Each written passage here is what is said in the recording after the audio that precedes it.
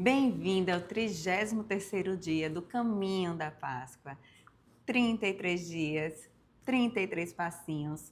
E 33 sempre nos remete à idade de Cristo, que estamos tanto falando aqui, a idade que ele passou por todo esse sofrimento. E faltam apenas 10 dias para concluirmos essa caminhada e chegarmos não só na crucificação, ressurreição, mas principalmente no anúncio de que ele voltará. E já sabe, né?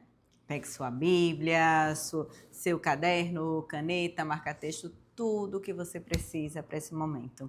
E todos os dias eu vou começar desse mesmo jeito, porque nós precisamos de repetição. A gente esquece muito rápido das coisas, a gente se distrai muito facilmente. E você está com sua Bíblia, está segurando na palavra, lendo na Bíblia, você está com grifando as palavras que soltam aos seus olhos, escrevendo o que você está sentindo nesse momento, as coisas que Deus está falando com você.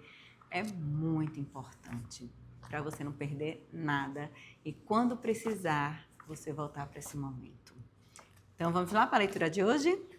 A leitura de hoje está no Evangelho de Mateus, capítulo 26, dos versículos 36 ao 46. E essa, para mim, é uma das passagens que mais me toca, assim, no sentido de angústia, no sentido de ver o sofrimento de Jesus pelo que ele vai passar, mas principalmente por ele saber que ele vai passar tudo isso por conta da dureza do nosso coração. E ele começa assim. Em seguida, foi Jesus com ele a um lugar chamado Getsemane. Então, Getsemane era um lugar onde tinha, eu esqueci o nome, que imprensava as azeitonas para fazer azeite. Então, ele foi para um lugar de pressão, onde existia pressão para tirar alguma coisa dali.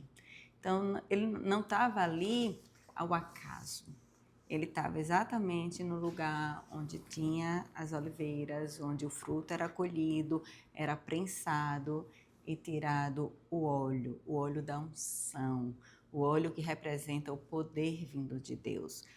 No Antigo Testamento e ainda hoje, as pessoas, quando elas ocupam lugares de poder, hoje nas igrejas, mas na crisma você vê o óleo, quando pastores vão ser ordenados, tem um óleo. E no Antigo Testamento, os reis, quando subiam ao trono, né, os reis de Israel, eles eram ungidos com o óleo. Então, Jesus está exatamente nesse lugar, um lugar onde algo iria sair dali, né? Então, eles estavam indo para um lugar de pressão, onde tinha muita pressão para extrair algo. E disse a seus discípulos: assentai-vos aqui, enquanto eu vou ali orar. E levando consigo a Pedro e os 2 filhos de Zebedeu, começou a entristecer-se e angustiar-se. Então lhes disse: a minha alma está profundamente triste, até a morte. Ficai aqui e vigiai comigo. Então, naquele momento, Jesus estava pedindo aos amigos dele auxílio em oração. Vamos orar juntos. Eu vou ali orar, mas fiquem em oração aqui vocês também. Eu preciso que vocês estejam comigo. Eu estou muito triste, eu estou angustiado.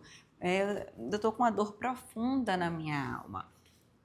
E continua assim. Adiantando-se um pouco, prostrou-se sobre o seu rosto, orando e dizendo. A gente tem muita dificuldade, principalmente quando a gente começa essa vida de oração, a nos ajoelharmos para orar. E aqui, nesse momento de dor, de tristeza, Jesus não só se ajoelha, ele se prostra totalmente, com o rosto na terra, para orar. E isso é uma posição de rendição, você está ali totalmente rendido. Quando a gente vê aqueles filmes de guerra, que está aquele exército todo rendido, geralmente eles estão de joelho com a mão para cima, com a mão atrás da cabeça, de algum jeito, mas totalmente indefesos. Ali eles não têm como ter uma reação rápida. E a oração de joelho, quando você se ajoelha, você coloca diante do Senhor, levantando as mãos, pedindo a Ele em oração, você está dizendo a Ele com o corpo, com o seu gesto, exatamente isso. Senhor, estou aqui rendido ao Senhor. Eu, pelas minhas forças, eu não tenho mais o que fazer. Então, que venha o Senhor sobre mim e faça o que for a sua vontade. E é exatamente isso que Jesus disse. Meu Pai, se possível, passe de mim este cálice. Todavia, o cálice que ele tinha acabado de passar para os discípulos, né? Tomai todos, este é o sangue da nova aliança. Meu Pai, se possível, passa de mim esse cálice, que meu sangue não seja derramado, que tenha outro jeito de haver o perdão para esse povo. Se possível, que eu não precise encher esse cálice com meu sangue. Todavia, não seja como eu quero, e sim como tu queres. Muitas vezes a gente pede a Deus tanta coisa, né? E às vezes a resposta de Deus é não, né? Porque Ele sabe o que é melhor pra gente, Ele tá vendo lá na frente. Tem um louvor que eu acho lindo, que diz assim, é melhor te ver perdendo coisas do que te perder. E isso fala muito da bondade de Deus. Os nãos de Deus não é para castigar. Os nãos de Deus é para nos proteger, para nos levar mais para perto dele, para que a gente consiga ter essa confiança nele de que ele sabe o que é melhor para a gente. E voltando para os discípulos, achou-os dormindo e disse a Pedro: Então, nenhuma hora pudestes vos vigiar comigo? Vigiai e orai, para que não entreis em tentação. O espírito, na verdade, está pronto, mas a carne é fraca. Eu adoro que na Bíblia tudo tem ordem, tá? Então, quando Jesus fala vigiai e orai, é exatamente assim. Porque a gente pode orar, mas se a gente não estiver vigiando, a gente cai. E tem um porquê, que ele já deixa aqui bem claro também. O espírito está pronto, mas a carne não. A carne é fraca. Nós pecamos pela carne. Primeiro, todos os excessos de bebida, de comida, de falar, né, a fofoca, tudo é pela carne. Né? Porque o Espírito, quando já conhecemos Jesus, já estamos em oração, já temos uma vida em concordância, né, com Ele, com a palavra, Ele está pronto. E aquela história, o Espírito veio de Deus, vai voltar para Deus. E Deus já faz tudo pronto, tudo perfeito. Mas a carne, né, que é o que a gente tem que controlar, ela é fraca, ela cai. E a tentação, ela geralmente vem naquilo que a gente acha que já está forte, porque a gente parou de vigiar. A gente cai exatamente onde a gente achava que não ia mais cair, né? Porque a gente achou que já estava resolvido. Quando a gente está tratando alguma doença, a gente fica atento para aquilo. Quando a gente está tratando um pecado, a gente fica atento àquilo. Quando a gente está querendo mudar um hábito, a gente fica atento àquela nossa atitude. Mas quando a gente acha que a gente já passou, a gente já superou, que a gente deixa de vigiar, a gente cai. Por isso que sempre eu vigiai. Antes de qualquer oração, vigiai. Vigia o coração, vigia o pensamento, vigia a ação, vigia a boca, vigia os ouvidos. Né? O que a gente ouve é muito importante também, para que a gente não deixe que a nossa ideia, a nossa identidade, ela seja moldada pelas coisas que a gente ouve no mundo. A nossa identidade, quem somos, tem que ser moldada, tem que ser pautada no que Deus diz que somos. O mundo muitas vezes diz que a gente tem que se comparar, quando Deus diz que a gente é único, né? O mundo diz que temos que fazer tal e tal coisas para serem aceitos. Deus diz que nós já somos filhos amados, aceitos, que alguém já comprou, que Cristo já nos comprou para Ele, que a gente não tem que fazer nada para que Ele nos ame. E o mundo diz que a gente tem que fazer muita coisa para ser amado. Então, a nossa identidade tem que estar firmada no que Deus diz que somos, quem Ele diz que somos. E só podemos conhecer, só podemos saber quem somos aos olhos de Deus uma vez que a gente conhece a palavra, uma vez que a gente ouve a palavra de Deus. E continua assim. Tornando a retirar-se, olhou de novo, dizendo: Meu Pai, se não é possível passar por mim esse cálice sem que eu beba, faça-se a tua vontade. Então, ele já sabia que ia ter que passar por aquilo, né? Então, ele está só dizendo, ok, Senhor, eu aceito o que vem do Senhor. E voltando, achou-os outra vez dormindo, porque os seus olhos estavam pesados. Deixando-os novamente, foi orar pela terceira vez, repetindo as mesmas palavras. Então, da segunda vez, ele nem insistiu em acordar, porque viu que não ia adiantar, que ali eles estavam tomados pelo sono, pelo cansaço, o corpo estava falando mais alto, que ele mesmo tinha que ser ele e o pai ali naquele momento. Então ele volta para orar e falar as mesmas palavras. Muitas vezes a gente ora uma vez sobre um assunto, não, já entreguei na mão de Deus, não preciso mais falar sobre isso, está na mão dele.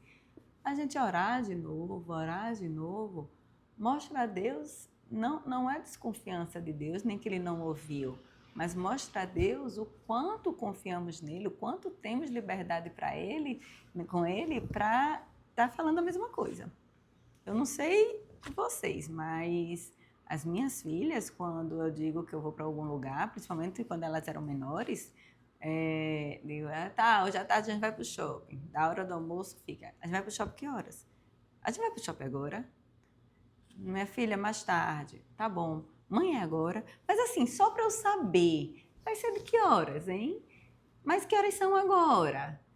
Então, se nossos filhos fazem isso com a gente, eles têm liberdade, têm acesso para fazer isso com a gente tem que ter liberdade com o nosso pai, né? Aquele que pode tudo, para também ficar, Senhor, queria tanto isso, Senhor, confio no Senhor, sei que o Senhor vai fazer, mas é só para eu me esvaziar desse sentimento que eu estou de espera, de angústia, de ansiedade pela espera. Então, só para o Senhor saber, estou aqui, continuo aqui ainda, esperando que o Senhor haja em relação a isso. Não se preocupe, porque ele não vai ficar chateado, não. Ele vai adorar que você vá de novo, conversar sobre o mesmo assunto com ele. Então, voltou para os discípulos e lhes disse: Ainda dormis e repousais. Eis que é chegada a hora, e o Filho do Homem está sendo entregue nas mãos dos pecadores. Levantai-vos, vamos, eis que o traidor se aproxima. Então, ele estava ali na maior angústia do mundo. Tem outra parte do Evangelho, diz que essa mesma passagem é narrada no Evangelho de São Marcos, no Evangelho de São Lucas. Então, essa mesma passagem diz que ele suou sangue, e a ciência confirma que, dependendo do grau, tem que ter um grau de angústia muito grande, mas que sim, é possível que isso aconteça.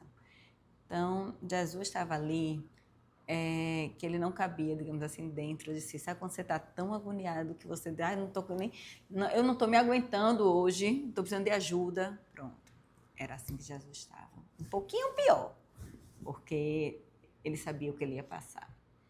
E na volta ele diz, pronto, não tem mal o que fazer, o traidor já está vindo, chegou minha hora, o Filho do Homem será entregue nas mãos dos pecadores. E vamos lá que eu vou ter que enfrentar isso conforme a vontade do meu Pai.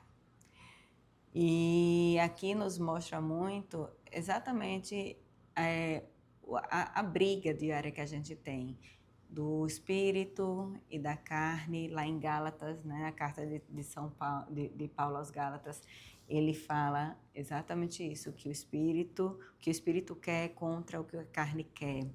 E a gente vive nessa eterna briga. E aqui também fala exatamente da questão da nossa vontade e a vontade de Deus. Né? A vontade de Deus ela sempre vai prevalecer se a gente permitir. E quando a gente bate o pé para fazer a nossa vontade, vai ser tão pesado, e a probabilidade de não dar certo é enorme. Então, que a gente aprenda a escutar os nãos de Deus com mais alegria, com mais leveza, sabendo que o que Ele tem para nos entregar é muito melhor e muito maior. Aqui Ele entregou o Filho dele na cruz, por a gente, por amor. Ele não vai nos pedir isso para que a gente vá para uma cruz, porque o sacrifício já foi perfeito, já foi totalmente completo. Então, isso que Ele pediu para o Filho dele foi único. Mas algumas coisas sim Ele vai nos pedir. E que a gente aprenda a entregar o que Ele quer e aprenda a dizer exatamente isso. Que seja feito a tua vontade e não a minha. Então, que você, no dia de hoje, você busque saber se as coisas que você anda fazendo está de acordo com a vontade de Deus ou você está querendo vencer no braço, digamos assim, a sua vida, né? As suas escolhas, se você está indo contra o que Deus tem falado com você, o que Deus tem colocado no seu coração, por conta de um futuro que você idealizou, que você imagina que vai ser e que não obrigatoriamente vai ser. Então, que Deus lhe abençoe imensamente o seu dia, Deus lhe abençoe imensamente hoje e que você procure fazer a vontade do Pai, porque Ele sabe o que é melhor para todos nós. E que Deus lhe abençoe e até amanhã.